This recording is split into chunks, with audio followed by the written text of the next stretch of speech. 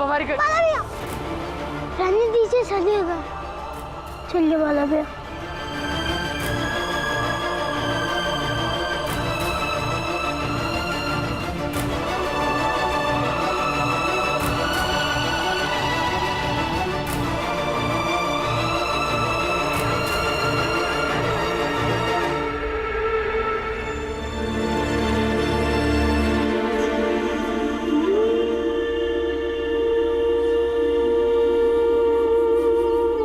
भीम, वो मुझे कुछ समझ में नहीं आ रहा था तो मैंने ये बोल दिया कि वो लड़की गूंगी है। एक बार जाके उसे समझाना पड़ेगा कि अगर गलती से उसने कुछ बोल दिया तो बहुत बड़ी मुसीबत हो जाएगी। नहीं बाला भैया, वो कुछ नहीं बोलेगी, क्योंकि वो अच्छे से जानती है कि जो लोग उनके बारे में पूछने आए थे वैसे ही लोग उनके समाज में भी थे जो उनके साथ ऐसा ही कुछ करते होंगे। इसलिए बाला भैया आप उनकी चिंता मत करिए, लेकिन उनसे बात तो करनी पड़ेगी। भीमा भाई, मैं काम ढूंढने जा रहा हूँ। और भीम और आनंद, अभी स्कूल बंद है तो तुम दोनों घर में ही पढ़ाई करना। और मंजुला, तुम भी।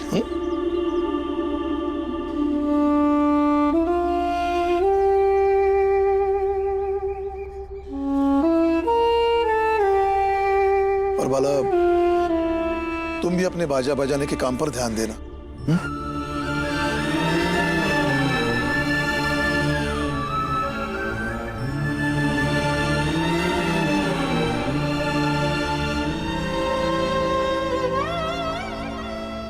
देखो बेटा, जीवन में समस्याएं आती रहती है, लेकिन उन्हीं समस्याओं के साथ साथ जीवन भी चलना चाहिए ना।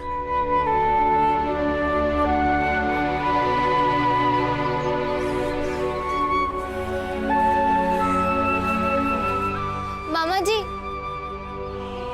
मैं भी पढ़ाई करूंगी। हाँ बेटा, लौटते वक्त तुम्हारे लिए कॉपी कलम लेकर आऊंगा।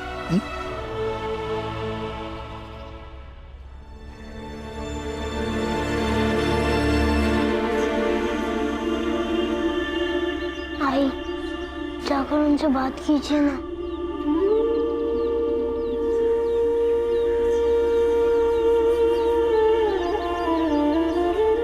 मैं क्या बात करूंगी उनसे?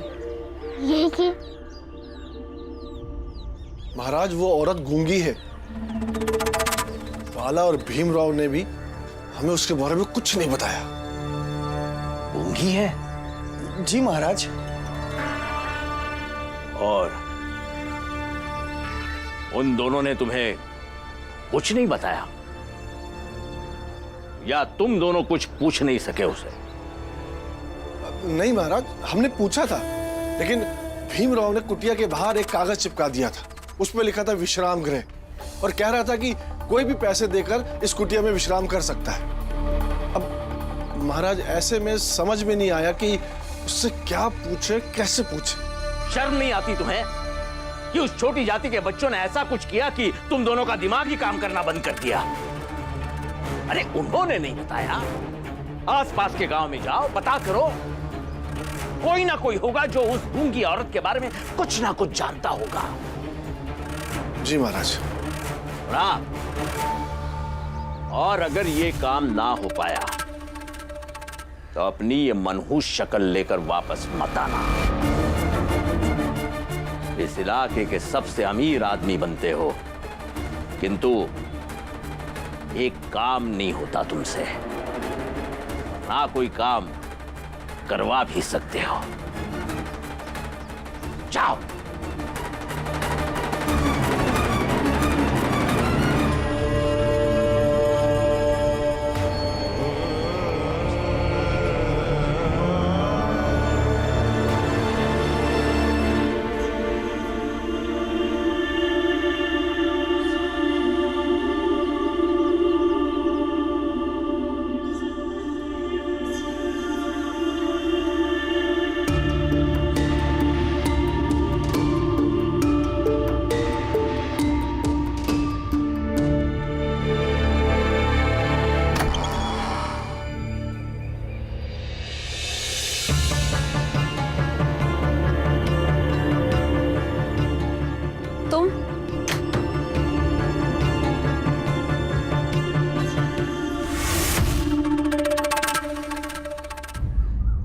लड़की के बारे में पता तो लगाना ही होगा। ये राम जी के घर नहीं जाती, पर भीमा बाई इतनी आसानी से इसकी कुटिया के अंदर घुस गई और दरवाजा ही बंद कर लिया। कुछ तो चक्कर है। इस लड़की के बारे में पता लगाना ही पड़ेगा।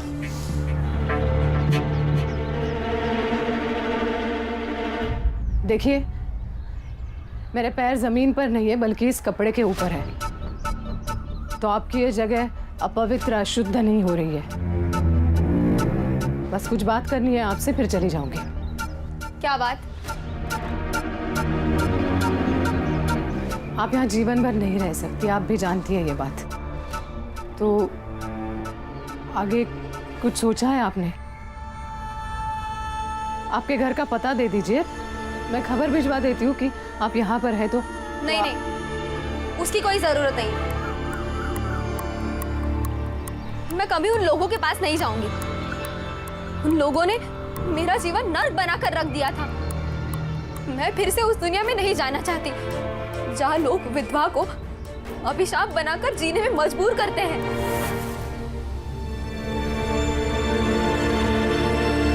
फिर एक उपाय है। क्या? सावित्रीबाई फुले का नाम तो सुना होगा ना आपने? उनका आश्रम है पुणे में, वहां चली जाइए आप। वहां विधवाओं को पढ़ा लिखा कर आत्मनिर्भर बनाते हैं। लेकिन मैं आत्मनिर्भर नहीं बनना चाहती। मैं तो विधवा की तरह जीना ही नहीं चाहती। मैं तो फिर से शादी करके सुहागन की तरह जीना चाहती हूँ, खुश रहना चाहती हूँ, समाज के इन बेवजह के बंधनों से मुक्त होना चाहती हूँ।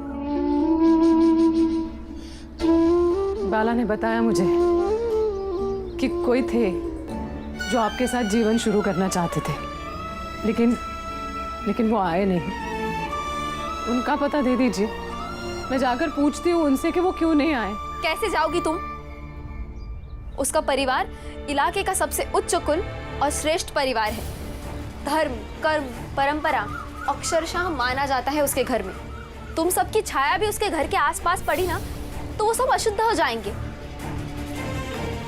अगर उन लोगों को पता चला कि उनका बेटा किसी विधवा से प्रेम करता है और विवाह करना चाहता है, तो क्या वो लोग मानेंगे? हमें कहीं और जाकर अपनी दुनिया बसानी थी, इसीलिए घर से भागे थे। लेकिन अब जब उसके परिवार को पता चलेगा कि तुम उसे खोजने आई हो, तो वो मुझे विधवा से ज्यादा इस बात के लिए कभी नहीं अपनाएंगे कि मैं तुम लोगों के बीच आकर रह रही हूं। देखो, मैं अपना कुछ कर लूंगी, इसीलिए तुम ये अपना कपड़ा उठाओ और निकल जाओ यहाँ से।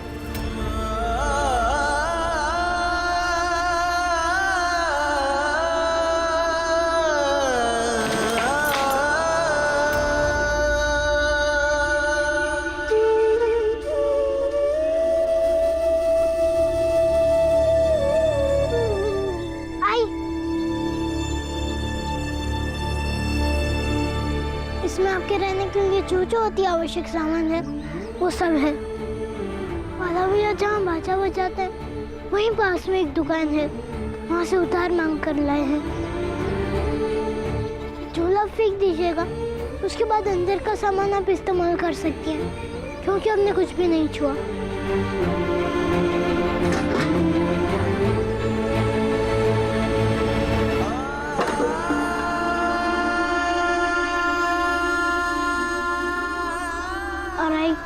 आप यहाँ कभी मत आइएगा, क्योंकि कोई आपका अपमान करे ये हमें अच्छा नहीं लगेगा।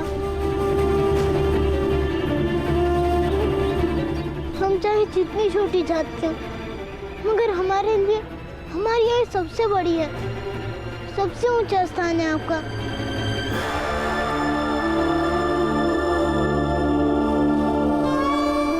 उस लड़के के घर हमारे जाने से पहले ही समस्या खड़ी होगी, मगर वो आपसे प्रेम करते हैं तो उन्हें भी तो आपकी चिंता होगी ना।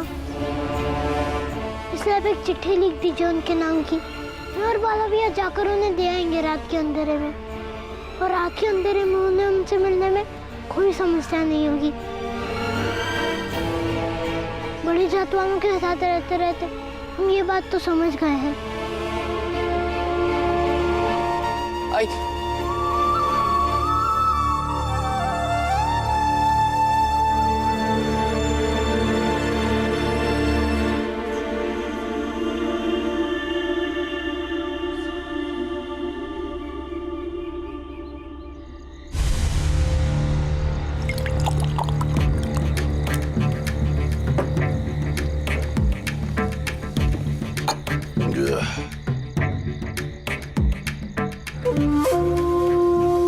गूंगी है क्या? हाँ हाँ, वो गूंगी है। ये बेचारी कुछ बोल नहीं सकती है।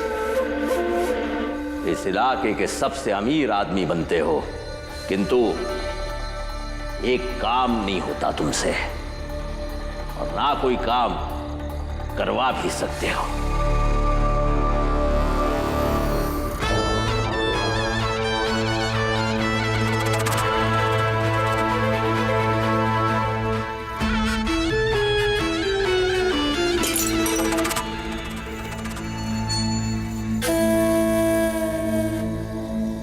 गूंगी है तो किसी को कुछ बोल थोड़े ही पाएगी।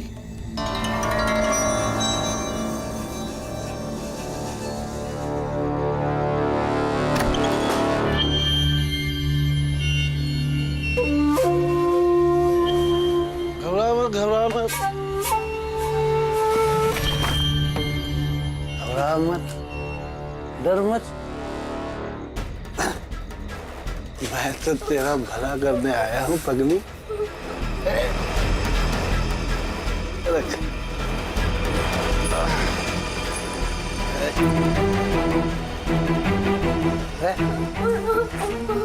ले, ले ना। अच्छा।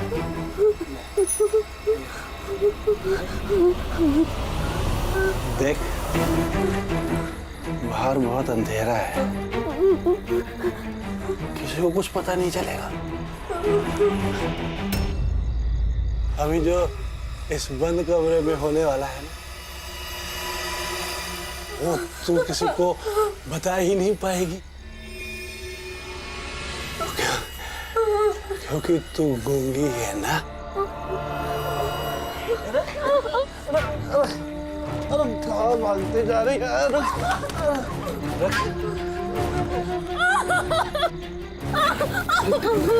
देख देख, सुबह तक ना मैं भी भूल जाऊंगा, तू भी भूल जाना। बचाओ! बचाओ! कोई है? बचाओ!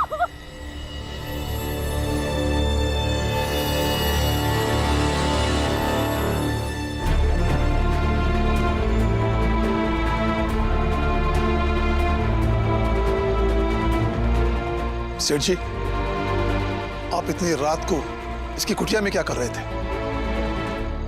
इस आदमी ने जबरदस्ती करने की कोशिश की है मेरे साथ।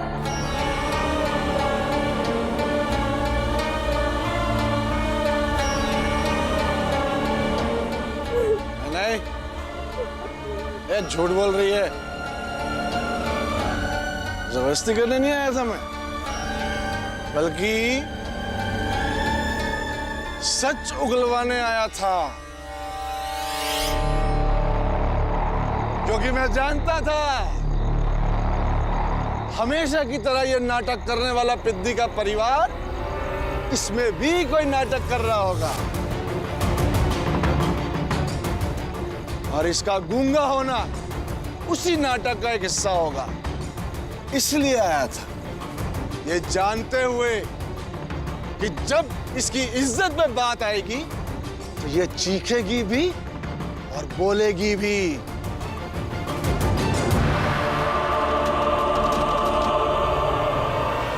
अब आप लोग पूछिए इससे, ये कौन है, कहां से आई है और क्यों आई है। तो सबसे पहले भीमराव के परिवार वाले ये बताएं ये लड़की कौन है, क्यों लाए हो यहाँ पर इसे? इन्हें कुछ भी कहने की कोई जरूरत नहीं है। यही काफी है कि ये हमारे यहाँ किराए पे हैं।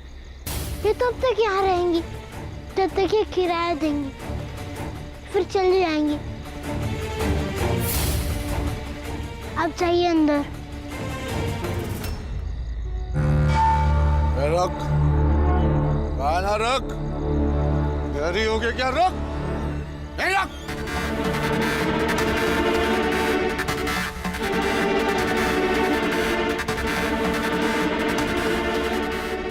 क्या ये लड़की ऐसे ही अंदर चली जाएगी? हैं? अब कोई इससे पूछेगा नहीं? वो हमारे किराएदार है और आप उन्हें इस तरह परेशान नहीं कर सकते। अरे बाला, जहां झूठ होता है वहां उतने ही सवाल ज्यादा होते हैं। और तूने हमसे झूठ कहा, ये लड़की गूंगी है, ये बोल नहीं सकती। और तुम लोगों की झूठ की वजह से हमारे मन में शंका उत्पन्न हुई। सेठ जी एकदम सही कह रहे हैं। इस लड़की को तो बताना पड़ेगा ये कौन है और कहां से आई है।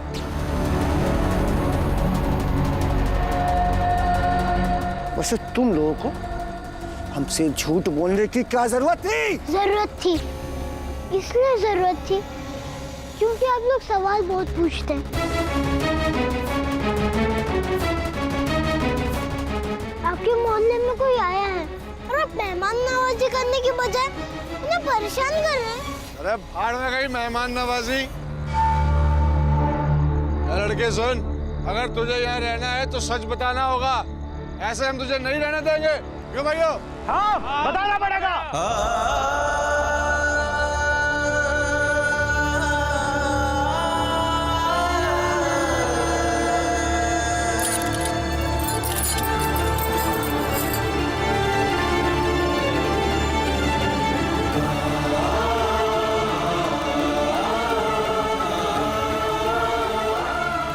ऊपर वाले ने इसके भाग्य में लिख दिया है ये अपशगुनी है, और ये ऐसे ही परेशानी में जूझती हुई जिंदगी को सजा की तरह काटती रहेगी। इस विधवा की जबान बहुत चल रही है, इसी जबान से इसने किताब पढ़ी है। इसके मुंह में चलता हुआ कोयला डाल दिया जाए।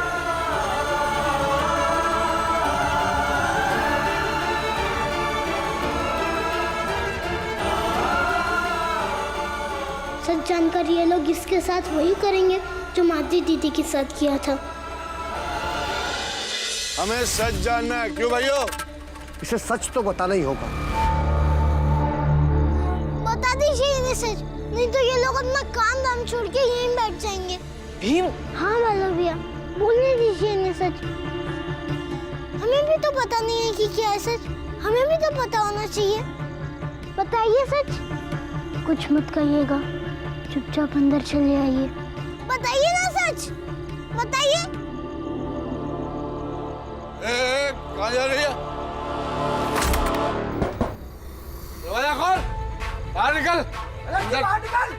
अंदर चुप रहे थे, कुछ नहीं होगा। सेठ जी तुम सही कह रहे हैं, तुझे बताना तो पड़ेगा ही। सेठ जी,